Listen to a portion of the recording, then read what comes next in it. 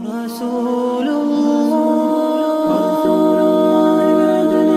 رسول الله أسألك يا ربي لقيا أسألك يا ربي لقيا عند الحوض يلاقينا ومع الصحب يروينا وللجنات أمانينا لا تخذلنا يا رب وللجنات أمانينا لا تخذلنا يا رب صلی اللہ علیہ وسلم۔ بسم اللہ الرحمن الرحیم نحمده ونصلی علی رسولہ الکریم اما بعد قال رب اشرح لی صدری ویسر لی امری واحلل عقدۃ من لسانی یفقہوا قولی اللہم انی اسألک علما نافعا وعملا متقبلا ورزقا طیبا اللہم صلی علی محمد کلما ذکرہ الذاکرون وکلما غفل عن ذکرہ الغافلون۔ عزیز سامعین، السلام علیکم ورحمۃ اللہ وبرکاتہ۔ اب دیکھیے، آج ہم دیکھیں گے عفت کے بعد اللہ کے رسول صلی اللہ علیہ وسلم نے 2-4 سرایا کروائے تھے۔ اس کے بعد سب سے بڑا مشہور جو ہے لینڈ مارک یا مشہور واقعہ ہوا تھا صلح حدیبیہ۔ تو صلح حدیبیہ سے پہلے آپ 2-4 سرایا ہوئے تھے، وہ سن لیجئے۔ یہ سرایا حضرت جو میں بھی بتا رہی ہوں آپ کو، یہ سرایا دیار بن کلب کا ہے۔ یہ سرایا حضرت عبد الرحمن بن عوف رضی اللہ تعالیٰ عنہ کی قیادت میں شعبان سن 6 ہجری میں بھیجا گیا۔ رسول اللہ صلی اللہ علیہ وسلم نے انہیں اپنے سامنے خود بٹھا کر اپنے دست مبارک سے پگڑی باندھی اور لڑائی میں سب سے اچھی صورت اختیار کرنے کی وصیت فرمائی، اور فرمایا کہ اگر وہ لوگ تمہاری اطاعت کر لیں تو تم ان کے بادشاہ کی لڑکی سے شادی کر لینا۔ حضرت عبد الرحمن بن عوف رضی اللہ تعالیٰ عنہ نے وہاں پہنچ کر 3 روز پہم اسلام کی دعوت دی اور بالآخر قوم نے اسلام قبول کر لیا۔ پھر عبد الرحمن بن عوف رضی اللہ تعالیٰ عنہ نے تمازر بنت اسبغ سے شادی کی۔ یہی حضرت عبد الرحمن کے صاحبزادے ابو سلمہ کی والدہ ہیں۔ اس خاتون کے والد اپنے قوم کے سردار اور بادشاہ تھے۔ تو یہ بہت بڑا اعزاز تھا عبد الرحمن بن عوف رضی اللہ تعالیٰ عنہ کے لیے۔ اور سرایا دیار بنی سعد، یہ سرایا شعبان سن 6 ہجری میں حضرت علی رضی اللہ تعالیٰ عنہ کی سرکردگی میں روانہ کیا گیا۔ اس کی وجہ یہ ہوئی تھی کہ رسول اللہ صلی اللہ علیہ وسلم کو معلوم ہوا کہ بنو سعد کی ایک جمعیت یہود کو ایڈز بھیج رہی، کمک بھیج رہی ہیں، لہٰذا آپ نے حضرت علی رضی اللہ تعالیٰ عنہ کو 200 آدمی دے کر روانہ فرمایا۔ یہ لوگ رات میں سفر کرتے اور دن میں چھپے رہتے۔ آخر ایک جاسوس گرفت میں آیا اور اس نے اقرار کیا کہ ان لوگوں نے خیبر کی کھجور کے عوض امداد فراہم کرنے کی پیشکش کی ہے۔ جاسوس نے یہ بھی بتلایا کہ بنو سعد نے کس جگہ جتھا بندی کی ہے۔ چنانچہ حضرت علی رضی اللہ تعالیٰ عنہ ان پر شب خون مار کر 500 اونٹ اور 2000 بکریوں پر قبضہ کر لیا۔ پھر اسی طرح سے اور بھی 2-4 تھے، لیکن ایک سرایا الواد القریٰ بھی ہے۔ یہ ابو بکر صدیق رضی اللہ تعالیٰ عنہ کی قیادت میں ہوا۔ ان کا سبب یہ تھا کہ بنو فزارہ کے ایک شاخ نے دھوکے سے رسول اللہ صلی اللہ علیہ وسلم کو قتل کا پروگرام بنا لیا تھا، لہٰذا آپ نے ابو بکر صدیق رضی اللہ تعالیٰ عنہ کو روانہ کیا۔ حضرت سلمہ بن اکو کا بیان ہے کہ اس سرایہ میں بھی آپ کے ساتھ تھا۔ جب ہم نماز صبح پڑھ چکے تو آپ کے حکم سے، یعنی ابو بکر صدیق کے حکم سے، ہم لوگ چھاپا مارا اور چشمے پر دھاوا بول دیا، اور ابو بکر صدیق رضی اللہ تعالیٰ عنہ نے کچھ لوگوں کا قتل کیا۔ میں نے ایک گروہ دیکھا جس میں عورتیں اور بچے تھے۔ مجھے اندیشہ ہوا کہیں یہ لوگ مجھ سے پہلے پہاڑ پر نہ پہنچ جائیں، اس لیے میں نے ان کو جا لیا اور ان کے پہاڑ کے درمیان ایک تیر چلایا۔ تیر دیکھ کر یہ لوگ ٹھہر گئے۔ ان میں ایک قرفہ نامی ایک عورت تھی، جو اس کی بیٹی بھی بہت خوبصورت تھی اور مشہور تھی کہ وہ عرب کی خوبصورت ترین عورتوں میں سے تھی، اور ان سب کو وہ ہانکتا ہوا ابو بکر صدیق کے پاس، حضرت ابو بکر صدیق رضی اللہ تعالیٰ عنہ کے پاس لے آیا۔ یہ لڑکی حضرت سلمہ بن اکو سے حضرت ابو بکر صدیق نے ان کو حوالے کر دی، جو خوبصورت ترین لڑکی تھی ان کے حوالے کرتی، لیکن قرفہ جو تھی، جو اس کی ماں تھی، وہ ایک شیطان عورت تھی اور نبی صلی اللہ علیہ وسلم کی قتل کی تدبیر بھی یہ کیا کرتی تھی، اور اس مقصد کے لیے اس نے خاندان کے 30 سوار بھی تیار کیے تھے، اور سارے کے سارے پھر وہ مارے گئے تھے۔ تو میں یہ بتانا چاہ رہی تھی کہ جیسے خواتین دونوں طرف سے رول پلے کر رہی ہیں، یہاں سے آپ دیکھیں گے صحابیات بھی اپنا وہ کر رہی ہیں، بہادری کا کارنامہ انجام دے رہی ہیں، تو ادھر دشمن کی صفوں میں بھی آپ دیکھیں گے خواتین جو ہے وہ ہر اپنا کنٹریبیوشن اپنے حساب سے دے رہا ہے۔ میں کیوں بتا رہی ہوں بات کہ آج کے دور میں ہم جو مسلمان ہیں، ہم جو خواتین ہیں، میں تو سمجھ میں نہیں آ رہا اللہ ہم کس قسم کے ہو گئے ہیں.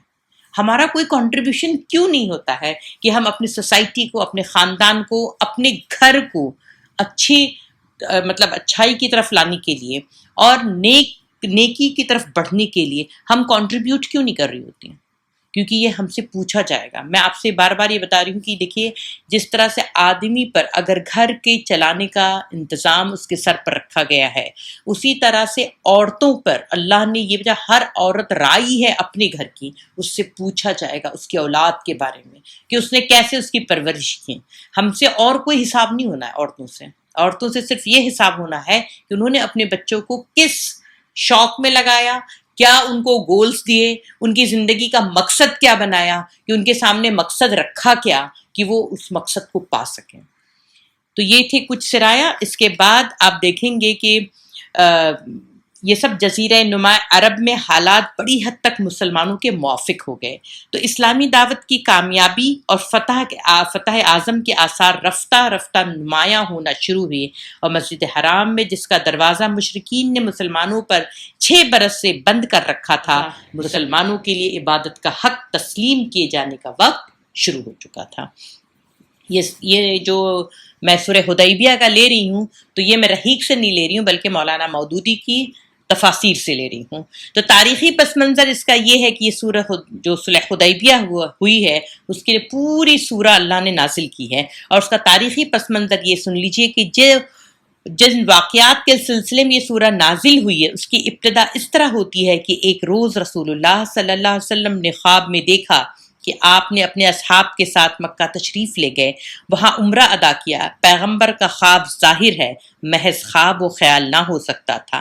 یہ تو وحی کی اقسام ہے، ایک قسم ہے. اور آگے چل کر آیت نمبر 27 میں اللہ تعالیٰ نے خود اس کی تصدیق کر دی کہ اللہ کا یہ حکم تھا. بظاہر اسباب یعنی بظاہر دنیاوی اسباب، دنیاوی جو تھے اسباب، اس پر ہدایت پر عمل کرنے کی کوئی صورت ممکن نظر نہیں آتی تھی. کفار قریش نے 6 سال سے مسلمانوں کے لیے بیت اللہ کا راستہ بند کر رکھا تھا، اور پوری مدت میں کسی مسلمان کو انہوں نے حج اور عمرے تک کے لیے حدود حرم کے قریب نہ پھٹکنے دیا. اب آخر یہ کیسے توقع کی جا سکتی تھی کہ وہ رسول اللہ صلی اللہ علیہ وسلم کو صحابہ کی ایک جمعیت کے ساتھ مکہ میں داخل ہونے دیں گے؟ عمرے کا احرام باندھ کر جنگی ساز و سامان کے ساتھ لیے ہوئے نکلنا گویا خود لڑائی کی دعوت دینا تھا، اور اگر غیر مسلح جانے کے معنی تھے کہ اپنے ساتھیوں کی جان خطرے میں ڈالنا تھا. یعنی دیکھیے اب 2 صورت ہوتی تھی. اگر یہ لوگ جائیں، ایک تو دشمن مکہ کہاں ہے، مدینہ کہاں ہے، کتنا فاصلہ ہے. اگر یہ لوگ گئے اور ہتھیار لے کر جائیں تو پھر وہ سارا ٹوٹتا ہے کہ اس کی تقدس پامال ہوتے ہیں، اور ہے نا وہ مہینہ بھی اس وقت تھا حرم حرمت والا مہینہ تھا.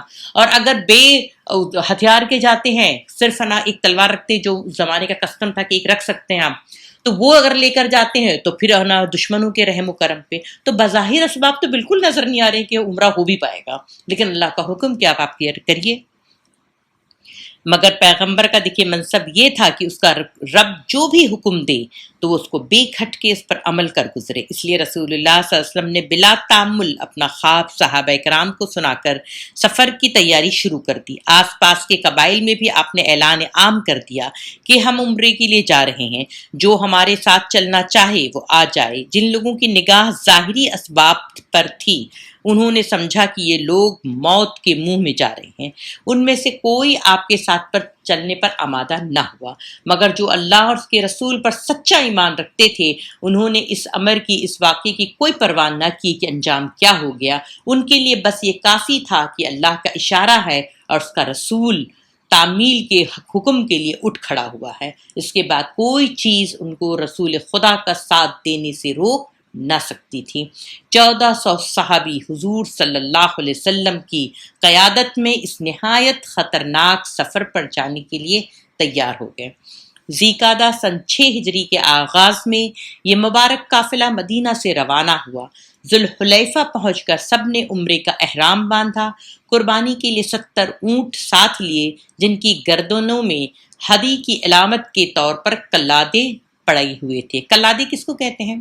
وہ جو پٹا ہوتا ہے جس سے پتہ چلتا ہے کہ جانور جو ہے یہ مطلب قربانی کے جانور ہیں، اس کو قلادہ کہتے ہیں۔ آپ کو قلادہ ورڈ سے ہی آتا ہے عربی کا ورڈ تقلید۔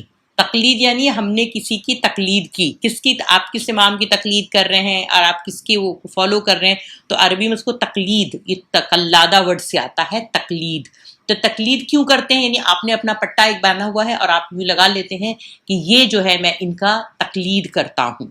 تو اسی لیے میں چاہتی ہوں کہ آج سے ہم بھی اپنے گلے میں یہ، جیسے انہوں نے ہدی کے جانور میں باندھا تھا، ہم اپنے گلے میں یہ باندھیں کہ ہم اللہ اور اس کے رسول سے بہت محبت کرتے ہیں۔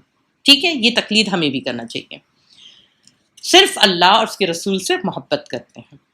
اور یہ صرف اپنے پاس ایک تلوار رکھ لی جس کے تمام زائرین کو حرم کو عرب کے معروف قاعدے کے مطابق اجازت تھی، یعنی ایک آپ رکھ سکتے تھے۔ ظاہر سی بات ہے کہ آپ سفر کر رہے ہوتے ہیں، وہ کوئی فلائٹ سے تو جانا نہیں ہوتا تھا کہ یہاں سے بیٹھے وہاں اترے، تو راستے کے لیے جانور ہے کچھ بھی ہے تو اس وجہ سے ایک الاؤڈ ہوتی تھی۔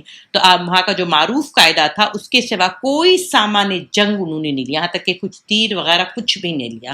اس طرح یہ قافلہ لبیک اللہم لبیک کی صدائیں بلند کرتا ہوا بیت اللہ کی طرف چل پڑا۔ اس وقت مکہ اور مدینے کے تعلقات کی جو نوعیت تھی، عرب کا بچہ بچہ اس کو جانتا تھا۔ ابھی پچھلے سال ہی تو شوال میں سن 5 ہجری میں قریش نے قبائل عرب کی متحد طاقت کے ساتھ مدینے پر چڑھائی کی تھی اور غزوہ احزاب کا مشہور معرکہ پیش آیا تھا۔ اس لیے جب رسول اللہ صلی اللہ علیہ وسلم اتنے بڑے قافلے کے ساتھ اپنے خون کے پیاسے دشمنوں کے گھر کی طرف روانہ ہوئے تو پورے عرب کی نگاہیں اس عجیب سفر کی طرف مرکوز ہو گئیں، اور لوگوں نے یہ بھی دیکھ لیا کہ یہ قافلہ لڑنے کے لیے نہیں جا رہا ہے بلکہ ماہ حرام میں احرام باندھ کر ہدی کے اونٹ کو ساتھ لیے ہوئے بیت اللہ کا طواف کرنے جا رہا ہے اور قطعی طور پر غیر مسلح ہے۔ قریش کے لوگوں کو حضور صلی اللہ علیہ وسلم کے اس اقدام نے سخت پریشانی میں ڈال دیا۔ اب آپ صلی اللہ علیہ وسلم نے کیا کیا؟ یہ نان وائلنس والا طریقہ اپنایا، اور کیا کیا؟ ان کو سخت پریشانی میں۔ اب وہ سوچ میں پڑ گئے کیا کریں۔ تو ذیقعدہ کا مہینہ ان حرام مہینوں میں سے تھا جو برسا برس یعنی صدیوں سے عرب میں حج و زیارت کے لیے محترم سمجھے جاتے تھے۔ اس مہینے میں جو قافلہ احرام باندھ کر حج یا عمرے کے لیے جا رہا ہو اسے روکنے کا کسی کو حق نہ تھا، حتیٰ کہ کسی قبیلے سے اس کی دشمنی بھی ہو تو عرب کے مسلمہ قوانین کے روح سے وہ اپنے علاقے سے اس کو گزرنے سے منع نہیں کر سکتا تھا۔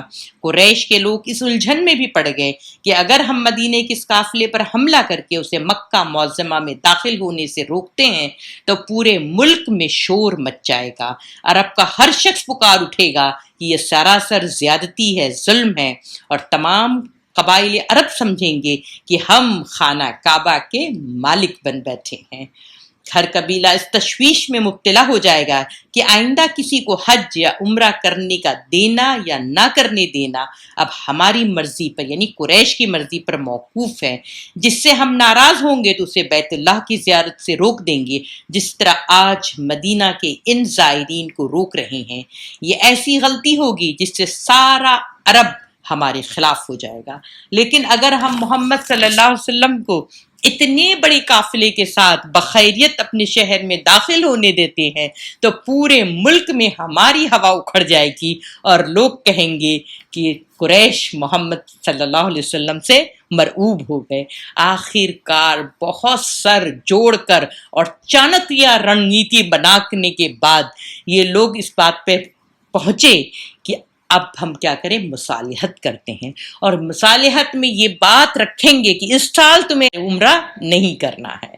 یہ ان کا سب سے بڑا ریزولوشن پاس ہوا کہ ہم کسی بھی طرح سے ان کو عمرہ کرنے نہیں دیں گے۔ رسول اللہ صلی اللہ علیہ وسلم نے بنی کعب کے ایک شخص کو مخبر کی حیثیت سے آگے بھیج رکھا تھا تاکہ وہ قریش کے ارادوں، ان کے نقل و حرکت سے آپ کو بر وقت مطلع کرتے رہے۔ آپ جب اصفان پہنچے تو اس نے آ کر آپ کو اطلاع دی کہ قریش کے لوگ تو پوری تیاری کے ساتھ ضد دعا کے مقام پر پہنچ گئے ہیں، اور خالد بن ولید انہوں نے 200 سواروں کے ساتھ قرائے نعیم کی طرف آگے بھیج دیا ہے تاکہ وہ آپ کا راستہ روکیں۔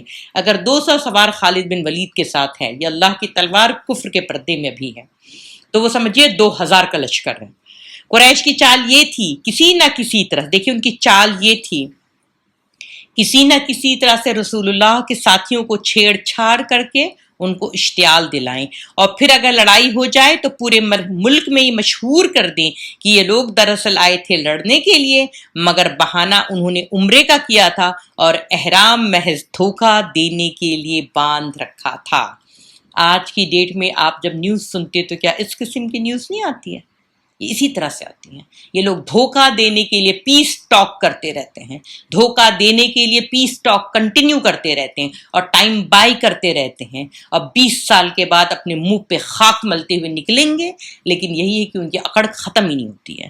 تو رسول اللہ صلی اللہ علیہ وسلم نے اطلاع پاتے ہی فوراً راستہ بدل دیا اور ایک نہایت دشوار گزار راستہ سے سخت مشقت اٹھا کر حدیبیہ کے مقام پر پہنچ گئے، جو عین حرم کی سرحد پر واقع تھا۔ یہاں بنی خزارہ کا سردار مدعل بن ورقہ اپنے قبیلے کے چند آدمیوں کے ساتھ آپ کے پاس آیا اور آپ سے پوچھا کہ آپ کس غرض سے آئے ہیں؟ آپ صلی اللہ علیہ وسلم نے فرمایا، ہم کسی سے لڑنے نہیں آئے، صرف بیت اللہ کی زیارت، اس کا طواف ہمارا پیش نظر ہے۔ یہی بات انہوں نے جا کر قریش کے سرداروں کو بتا دی اور ان کو مشورہ دیا کہ وہ ان زائرین حرم کا راستہ نہ روکیں، مگر وہ اپنی ضد پر اڑے رہیں، اور انہوں نے احابیش کے سردار حلیس بن علقمہ کو حضور کے پاس بھیجا تاکہ وہ واپس جانے پر آمادہ کرے۔ سرداران قریش کا مقصد یہ تھا کہ جب محمد صلی اللہ علیہ وسلم اس کی بات نہ مانیں گے تو وہ ان سے ناراض ہو کر پلٹے گا، پھر احابیش کی پوری طاقت ہمارے ساتھ ہوگی۔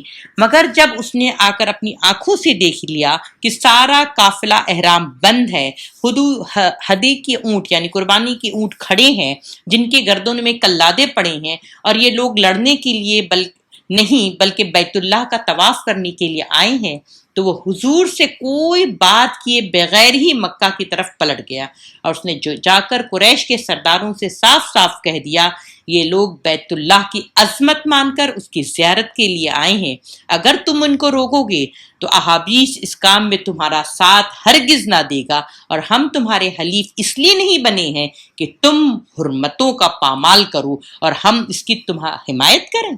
تو الٹی پڑ گئی ساری تدبیریں، کیونکہ اللہ کے رسول صلی اللہ علیہ وسلم جب دیکھا کہ یہ شخص آ رہا ہے، اور آپ صلی اللہ علیہ وسلم کو معلوم تھا اس کے نفسیات کا کہ وہ قربانی کے جانوروں کا بہت احترام کرتا تھا، تو جب جیسے آنے لگا تو اللہ کے رسول نے حکم دیا کہ اپنے قربانی کے جانوروں کو آگے کھڑا کر دو۔ اب وہ جب دیکھا 70 اونٹ اور اس میں کلادے پڑے ہوئے ہیں اور سب لوگ وضو کر رہے ہیں اور اپنی نمازوں کی تیاری کر رہے ہیں، کوئی ویپن نہیں ہے، ویپن آف ماس ڈسٹرکشن نہیں ہے، کوئی وار نہیں ہونی ہے، صرف اللہ کی عبادت، اللہ کی کبریائی بیان کرنی ہے، تو یہ واپس جاتا ہے بغیر بات کیے، واپس اس کو پورا میسج مل گیا، اور جا کے کیا کہتا ہے، ہم نے تمہارے ساتھ اس لیے عہد نہیں کیا کہ تم جو مرضی کیا کرو، کانٹریکٹ کرتے رہو۔ پھر قریش کی طرف سے عروہ بن مسعود ثقفی آیا اور اس نے اپنی نزدیک ایک بڑی اونچ نیچ سمجھا کر رسول اللہ صلی اللہ علیہ وسلم کو اس بات پر آمادہ کرنا چاہا کہ آپ مکہ میں داخل ہونے کے ارادے سے باز آئیں، مگر آپ صلی اللہ علیہ وسلم نے اس کو بھی وہی جواب دیا جو اس سے پہلے اس سردار کو دیا تھا کہ ہم لڑائی کے ارادے سے نہیں آئے ہیں، بلکہ بیت اللہ کی تعظیم کرنے والے بن کر اور ایک دینی فریضہ بجا لانے کے لیے آئے ہیں۔ واپس جا کر عروہ نے قریش کے لوگوں سے کہا، میں نے کیسر و کسریٰ اور نجاشی کے درباروں میں گیا، مگر خدا کی قسم میں نے اصحاب محمد کو صلی اللہ علیہ وسلم کو جس طرح سے دیکھا ہے ایسا منظر کسی بڑے سے بڑے بادشاہ کے وہاں بھی نہیں دیکھا۔ ان لوگوں کا حال تو یہ ہے کہ محمد صلی اللہ علیہ وسلم وضو کرتے ہیں تو ان کے اصحاب پانی کا ایک قطرہ تک زمین پر نہیں گرنے دیتے اور سب اپنے جسموں اور کپڑوں پر مل لیتے ہیں۔ اب تم لوگ یہ سوچ لو کہ تمہارا مقابلہ کس سے ہے۔ اس دوران جبکہ ایلچیوں کے آمد و رفت و گفت و شنید کا سلسلہ جاری تھا، قریش کے لوگ بار بار یہ کوشش کرتے رہے کہ چپکے سے حضور کے کیمپ پر چھاپا مار کر اصحاب کو اشتعال دلائیں اور کسی طرح سے ان سے کوئی ایسا اقدام کرا لے جس سے لڑائی کا بہانہ ہاتھ آ جائے۔ یہاں سے پیس ٹاک چل رہی ہے نا، پیس ٹاک، امن کی بات کی یہ بات چل رہی ہے، وارتالاب ہو رہی ہے، اور پیچھے سے 200 کا وہ بھی بھیجا گیا ہے تاکہ یہاں پہ کچھ ایسا چھاپا مار دو کہ وہاں پہ، اب ظاہر سی بات ہے اگر کوئی آپ کو آگے مارنے ہی لگے گا تو آپ کیا کرو گے، کم سے کم دھکا تو دو گے ہی، تو دھکم پہلی شروع ہو جائے اور فساد شروع ہو جائے۔ آخرکار حضور صلی اللہ علیہ وسلم نے یہ ساری چیزیں دیکھ رہے تھے، اور وہاں پہ دیکھا ایک دفعہ ان کے 40-50 آدمی رات کے وقت آئے اور مسلمان کے پڑاؤ پر پتھر اور تیر برسانے لگے۔ صحابہ نے ان سب کو گرفتار کر کے حضور کے سامنے پیش کر دیا۔ آپ صلی اللہ علیہ وسلم نے ان کو دیکھا اور پھر سب کو چھوڑ دیا۔ ایک موقع پر تعین کی طرف سے 80 آدمی عین نماز میں فجر کے وقت آئے اور انہوں نے اچانک چھاپا مار دیا۔ یہ لوگ بھی پکڑے گئے مگر حضور نے انہیں بھی رہا کر دیا، اور اس طرح قریش کو اپنی ہر چال اور ہر تدبیر میں ناکامی ہوتی چلی گئی۔ آخرکار حضور نے خود اپنی طرف سے، پھر آپ نے دیکھا کہ جب 3 بار 4 بار ہو گیا یہ چھاپا مار دستے سے کر رہے ہیں، تو آپ صلی اللہ علیہ وسلم نے پھر کیا کیا؟ حضرت عثمان رضی اللہ تعالیٰ عنہ کو ایلچی بنا کر مکہ بھیجا اور ان کے ذریعے سے سرداران قریش کو یہ پیغام دیا کہ ہم جنگ کے لیے نہیں بلکہ زیارت کے لیے ہدی کے ساتھ آئے ہیں۔ جب دیکھیں آپ صلی اللہ علیہ وسلم نے جب حضرت عثمان غنی کو بھیجا تو پہلے آپ صلی اللہ علیہ وسلم چاہ رہے تھے کہ حضرت عمر رضی اللہ تعالیٰ عنہ کو بھیجے، لیکن حضرت عمر رضی اللہ تعالیٰ عنہ اتنے دور اندیش تھے، انہوں نے کہا میرا خاندان اتنا بڑا نہیں ہے، اور عثمان غنی رضی اللہ تعالیٰ عنہ کا جو قنبہ اور جو قبیلہ تھا بہت بڑا تھا۔ آپ کو پتہ ہے اس کے بعد جو امیر معاویہ جب بنتے ہیں تو امیت جو کہلاتے خلافت امیہ، ان کی ڈائریکٹ جو ہے لینیج کہاں سے ہے؟ یہ عثمان غنی رضی اللہ تعالیٰ عنہ سے ہے۔ تو یہ بولتے ہیں حضرت عمر رضی اللہ تعالیٰ عنہ کہ آپ عثمان کو بھیجیے رضی اللہ تعالیٰ عنہ کو، تو وہاں پہ ان کا جو جتھا بڑا ہے۔ تو آپ صلی اللہ علیہ وسلم نے وہ بات کو بہت پسند کیا اور حضرت عثمان غنی کو بھیجا، مگر وہ لوگ نہ مانے اور حضرت عثمان کو مکہ میں ہی روک لیا۔ اس دوران یہ خبر اڑ گئی کہ حضرت عثمان رضی اللہ تعالیٰ عنہ قتل کر دیے گئے ہیں، اور ان کے واپس نہ آنے سے مسلمانوں کو یقین ہو گیا کہ یہ خبر سچی ہے۔ اب آپ کو ایلچی کو بھیجیں، اور یہاں پہ دیکھیں اس وقت افواہوں کا بازار تو گرم رہتا بھی یوں بھی ہے، لیکن کافی وقت ہو گیا، جیسے اگر اندازہ تھا کہ 4 بجے تک آ جانا چاہیے تھا، 6 بجے تک نہ آئے تو پھر انسان کیا ہو جاتا ہے؟ کیلکولیشن کرنا شروع کرتا ہے۔ تب یہ لوگ پریشان ہوئے تو ان لوگوں کو لگا کہ یہ واقعی یہ خبر نہیں، افواہ نہیں ہے، ایسا ہو گیا ہے۔ اب مزید تحمل کا کوئی موقع نہ تھا۔ مکہ میں داخلے کی تو دوسری بات تھی، اس کے لیے طاقت کا استعمال ہرگز پیش نظر نہ تھا، مگر جب نوبت سفیر کے قتل تک پہنچ گئی ہو تو پھر اس کے سوا کوئی چارہ باقی نہیں رہتا کہ مسلمان جنگ کے لیے تیار ہو جائے۔ چنانچہ رسول اللہ صلی اللہ علیہ وسلم نے اپنے تمام ساتھیوں کو جمع کیا اور ان سے اس بات پر بیعت لی کہ اب ہم یہاں سے مرتے دم تک پیچھے نہ ہٹیں گے۔ موقع کی نزاکت کو اگر نگاہ میں آپ رکھیں تو آدمی سمجھ سکتا ہے کہ یہ کوئی معمولی بیعت نہ تھی۔ مسلمان صرف 1400 تھے اور کسی سامان جنگ کے بغیر آئے تھے۔ اپنے مرکز سے 250 میل دور عین مکہ کی سرحد پر ٹھہرے ہوئے تھے، جہاں دشمن اپنی پوری طاقت کے ساتھ ان پر حملہ آور ہو سکتا تھا اور گرد و پیش سے اپنے حامی قبیلوں کو لا کر بھی انہیں گھیرے میں لے سکتا تھا۔ اس کے باوجود ایک شخص کے سوا پورا قافلہ نبی صلی اللہ علیہ وسلم کے ساتھ مرنے مارنے کی بیعت کی، اور بلا تامل جو ہے اس بیعت پر وہ آمادہ ہو گیا۔ اس سے بڑھ کر ان لوگوں کی اخلاص ایمانی اور راہ خدا میں ان کی فدائیت کا اور کیا ثبوت ہو سکتا ہے؟ یہی وہ بیعت ہے جو بیعت رضوان کے نام سے اسلامی تاریخ میں مشہور ہے، کہ بیعت رضوان، کہ اللہ کے رسول صلی اللہ علیہ وسلم نے کیا کیا تھا؟ اپنا ہاتھ رکھا تھا، اس پر سب صحابہ نے اپنا ہاتھ رکھا، اور آپ صلی اللہ علیہ وسلم نے دوسرا ہاتھ رکھا کہ یہ عثمان کا ہاتھ ہے، اور اس کے بعد اس کو کیا کہتا ہے؟ بیعت رضوان، یعنی یہ بیعت اللہ کے ساتھ کی گئی ہے۔ بعد میں معلوم ہوا کہ حضرت عثمان غنی رضی اللہ تعالیٰ عنہ کی قتل کی خبر غلط تھی۔ حضرت عثمان خود بھی واپس آ گئے اور قریش کی طرف سے سہیل بن عمرو کی قیادت میں ایک وفد بھی صلح کی بات چیت کرنے کے لیے حضور کی کیمپ میں پہنچ گیا۔ اب قریش اپنی عزت سے ہٹ گئے تھے اور حضور صلی اللہ علیہ وسلم کو اور آپ کے ساتھیوں کو سرے سے مکہ میں داخلہ نہ ہونے دیں گے، البتہ اپنی ناک بچانے کے لیے ان کو صرف یہ اصرار تھا کہ آپ اس سال واپس چلے جائیں، آئندہ سال آپ عمرہ کے لیے آ سکتے ہیں۔ طویل گفت و شنید کے بعد جن شرائط پر صلح نامہ لکھا گیا، یعنی طویل نیگوشیشن کے بعد، بات چیت کے بعد جو ٹریٹی سائن ہوئی، تو اس میں یہ جو تھے نا کلوز تھے، یہ ساری باتیں تھیں۔ پہلی بات کہ 10 سال تک فریقین یعنی دونوں فریق درمیان جنگ بند رہے گی، 10 سال تک نہ قریش اب آئیں گے، نہ کسی کو ساتھ لیں گے، نہ مدینہ کی طرف آئیں گے، اور نہ مدینہ والے مکہ جائیں گے، اور ایک دوسرے کے خلاف یا اعلانیہ یا خفیہ کوئی کارروائی نہ کی جائے گی۔ اس دوران قریش کا جو شخص اپنی ولی کی اجازت کے بغیر بھاگ کر محمد صلی اللہ علیہ وسلم کے پاس جائے گا تو آپ اسے واپس کر دیں گے، اور آپ صلی اللہ علیہ وسلم کے ساتھیوں میں سے یعنی مدینہ سے کوئی شخص قریش کے پاس چلا جائے گا تو وہ اسے واپس نہ کریں گے۔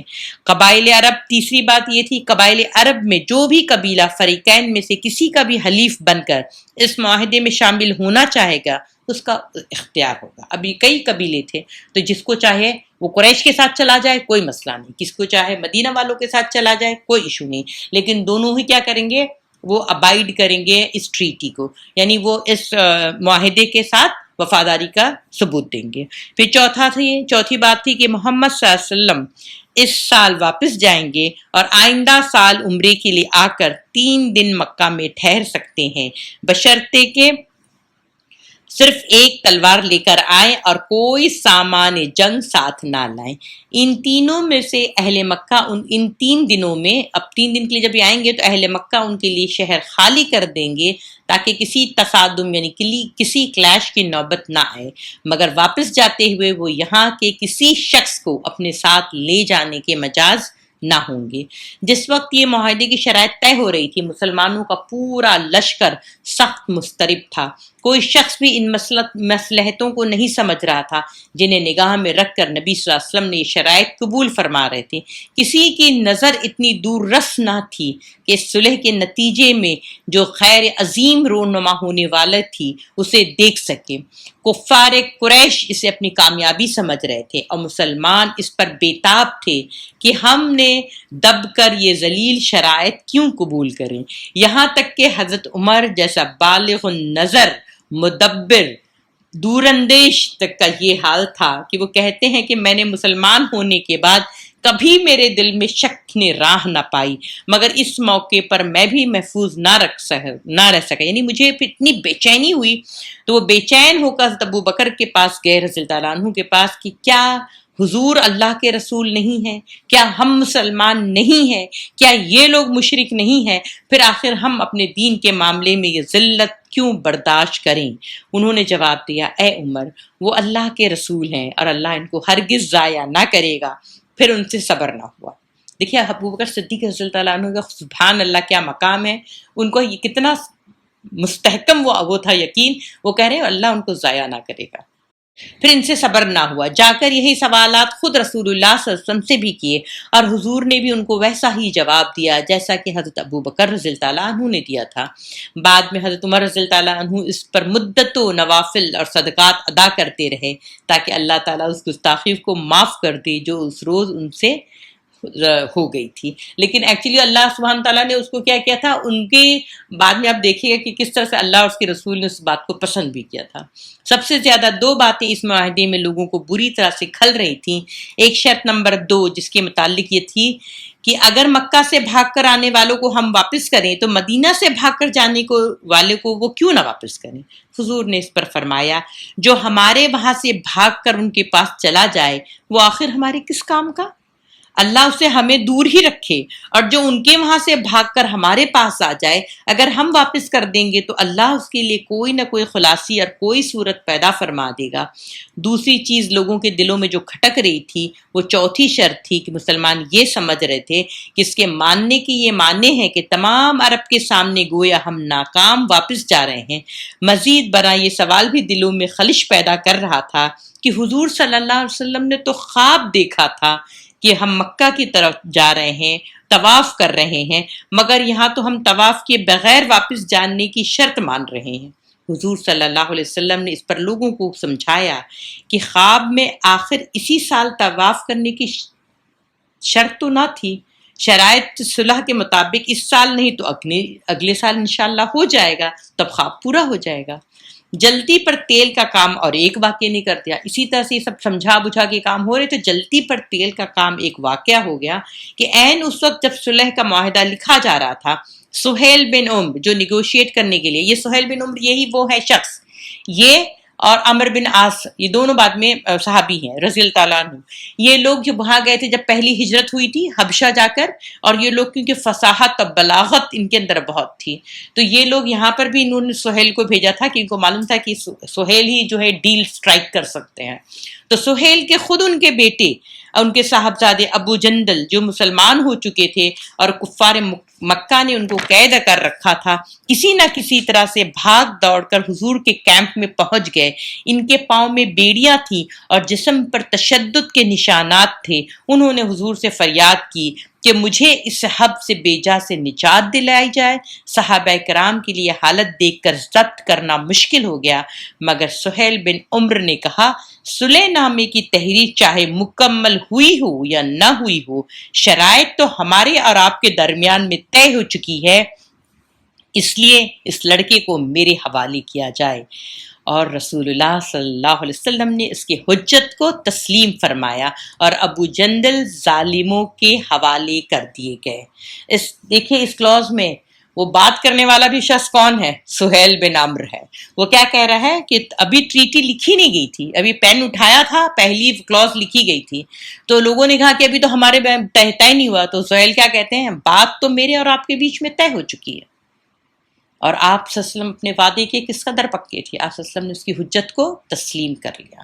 یہ دیکھیں، یہ بھی ایک بات بتاتی ہے کہ وہ انسان کی ذہانت اور اس کی قابلیت کا بھی تو ایک پیغام دے رہی ہوتی ہے نا، اور اس وقت ابو جندل کو واپس کرنا پڑا۔